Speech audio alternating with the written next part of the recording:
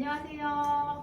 오랜만에 카메라 켰는데요. 오늘은 저 아니고 저보다 더 중요하신 분이 오셨습니다. 유튜브에 촬영해 주신다고 특별히 일본에서 건너오신 건 아니고요. 일본에서 오신 김에 만났습니다. 현지에서 지금 중개업체에서 일을 하고 계시는 강동균 님이라고 하고요. 현지 얘기를 우리 한번 같이 해보고자 해서 우리가 모였습니다. 만나서 반갑습니다. 네, 안녕하세요. 안녕하세요. 네, 잘 부탁드리겠습니다. 사실 네. 저희가 알고 지낸 지 좀 됐어요. 네. 그래서 이거 지금 뭔가 되게 본격적으로 얘기하니까 어색한 거예요. 그래서 조금 우리가 쟤는 뭐야? 라고 하더라도 양해 부탁드리고요. 알겠어요. 그러면 네. 간단히 자기소개 해주시고 우리 한번 궁금한 거, 제가 궁금한 거 한번 여쭤보도록 하겠습니다. 네, 안녕하세요. 저는 지금 일본에서 부동산 회사에서 근무하고 있고 그다음에 투자 쪽에 관련된 업무를 주로 하고 있습니다. 그래서 뭐 개인분들 금액대가 큰 펀드 회사도 열심히 하려고 노력을 하고 있고 제가 오늘 승립 채널에 나와서 한국 부동산하고 일본 부동산하고 어떤 게 다른지 아니면 일본 부동산에서는 어떤 흐름으로 가고 있는지 이런 것들을 좀 말씀을 드리고 어떤 부분에 한국 분들이 고민이라든지 아니면 어떤 게 있는지 좀 듣고 얘기 좀 하고 싶어서 기분 좋게 좀 저도 설레는 마음으로 나왔습니다. 잘 부탁드리겠습니다. 예, 잘 부탁드리겠습니다.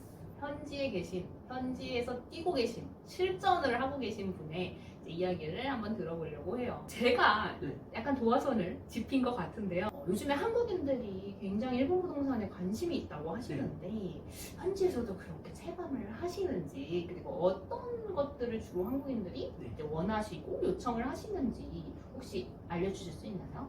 정말 많아지신 건 확실하신 것 같아요. 원래 관심 있으셨던 분도 있었겠죠? 근데 뭔가 SNS라든지 아니면 뭐 이렇게 정보를 공유해준다든지 이런 특별한 채널이 없었는데 책을 만드시면서 출판하시면서 정말 도화선이 돼주신 것 같아요. 그러니까 정말 많은 분들이 연락을 해주시죠.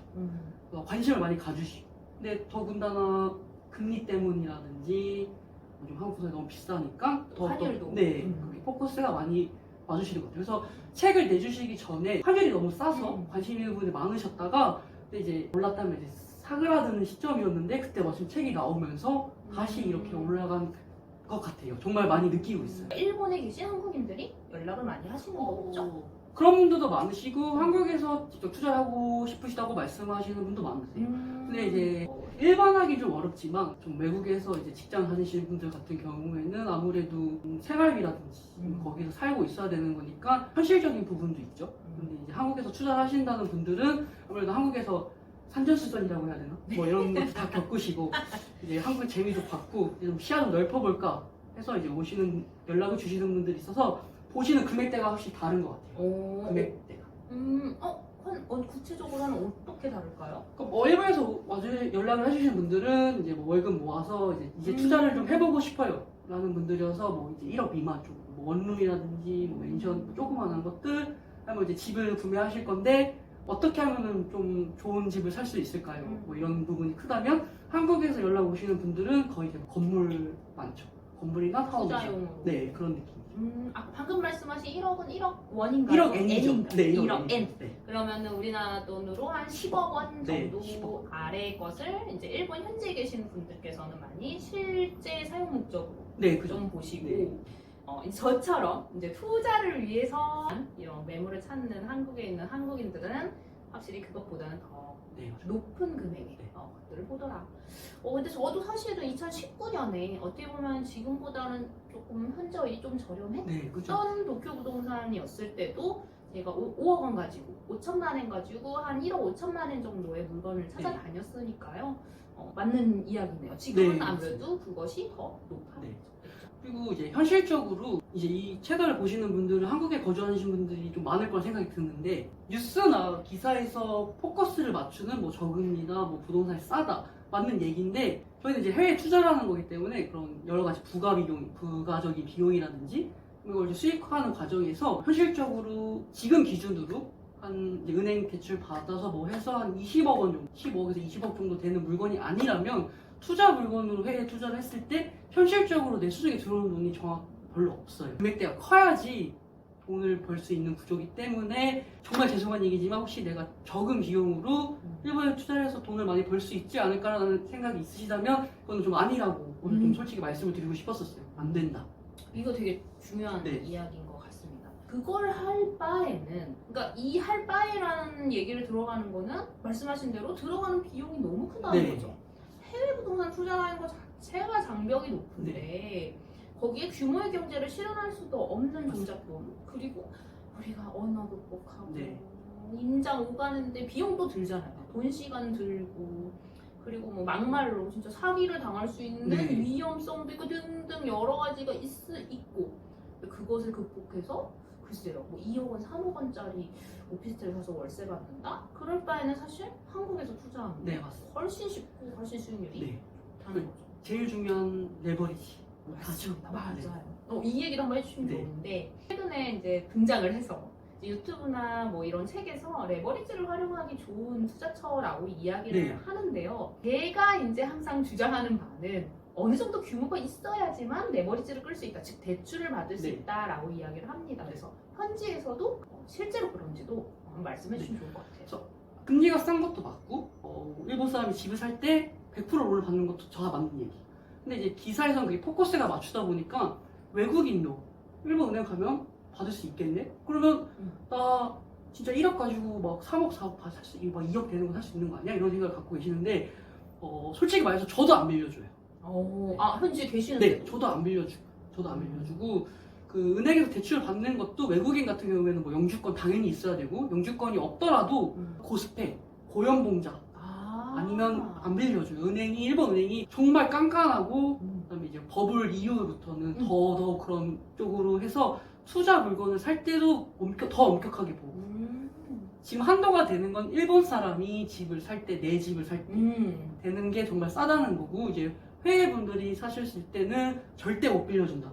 다만 빌릴 수 있는 건 어느 정도 규모가 있고, 한국에도 어느 정도 뭘 담보를 잡아줄 수 있는 게 있고, 이런 신용이 있는 상태에서 레버리지를 이용해서 수익률을 극대화시키는 게 가능하다. 그래서 정말 죄송한 얘기지만 제가 봤을 때 해외 투자, 그러니까 일본뿐만 아니라 뭐 미국이든 선진국 투자에 가는 건 내 재산을 분산화해서 좀 다른 방법, 그러니까 예를 들어 지금같이 한국 금리가 높았을 때는 다른 쪽에 좀 안정화를 가져오고, 반대로 일본 같은 경우 캐피탈 게인이 크기 때문에 다른 나라에서 얻을 수 없는 거를 얻을 수 있는 수익의 배분화를 좀 주식으로 치면은 여러분들 분산 투자하는 느낌으로 가야지만 좋은 거지. 그게 아니라면 좀 어렵다. 네, 정말 죄송한 얘기지만. 이제 사실 제가 유튜브를 시작한 것도 오해가 좀 많이 네. 있는 거를 제가 더 부르짖힐 수도 있겠다라는 마음이 들어서 시작한 것도 있어요.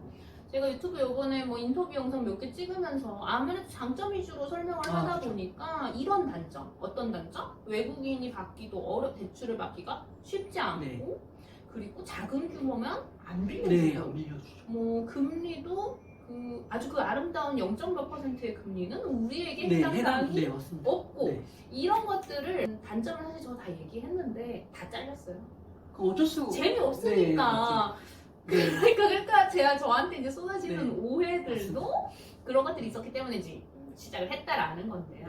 네. 역시 현실은 생각보다는 녹록지 않다. 저렴한 거를 하시고 싶으신 분들은 무조건 일본에 사셔야 되죠. 내가 그래도 거주를 하면 네. 조금은 네. 괜찮다? 일반하기 좀 어렵지만 제 경험을 통해서 하나 말씀을 드리자면, 독일분 한번 거래했다 말씀하셨잖아요. 독일에서도 네. 이렇게 일본 부동산 사고 싶어서 오시나 봐요. 네. 정말 여러분이 솔깃할 만한 원룸에 1,000만 원 정도 되는 거였어요. 오. 네. 수익률은? 수익률 아마 10% 됐겠죠. 왜냐면 좀 도쿄 외곽이었고, 예. 네. 그다음에 원룸이었고 한 4만에서 5만 원 정도 봤었으니까 대충 한 10%, 9%가 이렇게 됐었겠죠. 그 정도 되는 걸 거예요. 근데 그런 거였는데, 그걸 샀을 때 제가 해외에 있는 분이 이거 사면 정말 힘들겠구나라는 걸 한 번 더 느꼈던 게 뭐였냐면, 맨션을 사게 되면 여러분들 한국에 거주하니까 그냥 자연스럽게 넘어가는 관리비와 입주민 협의체 네네네네네. 같은. 네. 그런 게 있어서 뭐 관리규약 같은 것도 만들고 막 그렇게 하잖아요. 근데 저희가 여기 살고 있으니까 그건 별로 중요하게 안 보고 그냥 넘어갈 수도 있을 것 같아요. 근데 이제 이게 해외 사람이 일본에서 원룸이나 이런 걸 사게 됐으면 그런 관리규약을 무조건 꼼꼼히 봐야 되는 거예요. 예를 들어서 원래 그분이 하나 사시고 싶었던 물건이 있었는데 못 샀어요. 왜냐면 관리규약 때문에. 왜요? 조건이 있었어요. 이 물건을 사는 사람은 관리비를 낼 수 있는 은행의 계좌가 일본에 있어야 됩니다. 근데 해외에 있는 분은 은행을 못 만들죠. 그럼 이건 못 사는 거죠. 어머, 관리규약에 아예 박혀. 관리비를 내는 일본 은행의 계좌가 네, 있는 사람도. 있어야 된다라고 하는 거군요. 네. 어이 그거 네. 뭐 어떻게든 돈만 내면 되는 거 아닌가? 네. 너무 억울하다. 그래서 그래서 그러면 그 독일 분께서는 네, 그것을 다른 걸로 샀죠. 못 사시고 네. 다른 거 네. 관리 규약에 그런 조항이 없는 대로 네. 사셨군요. 네. 또 하나 더 중요한 거. 사면 세금 내야죠. 예. 취득세 내야죠. 맞습니다. 그다음에 관리비 내야죠. 뭐 공과금 네, 같은 공과금도 것도 내야 있고요. 되죠. 예. 네. 근데 이거를 누가 해줄 거죠? 누가? 관리회사를 쓰기에는 네, 돈이 돈이 너무 네. 적으니까 네. 수익이 없으니까. 맞죠. 예. 그리고 또 하나 중요한 건 세금이라든지 아니면 그런 관리해 줄 때 부동산 회사가 저희를 통해 거래를 해준다고 이 고객분을 완전 믿는 거 아니에요. 그게 어떤 느낌이냐면 독일 사람이 왔어요. 이 자금 출처가 어떤지도 모르고 예를 들어서 그럼 이 사람이 진짜 지불할 능력이 있는지 없는지도 몰라요. 예. 근데 일본은 좀 보수적인 게 있어서 좀 기피하는 게 있어요. 만약에 이 금액이 되게 커요. 막 20억, 30억이면 열심히 하겠죠. 근데 이제 막 1억 밑이에요.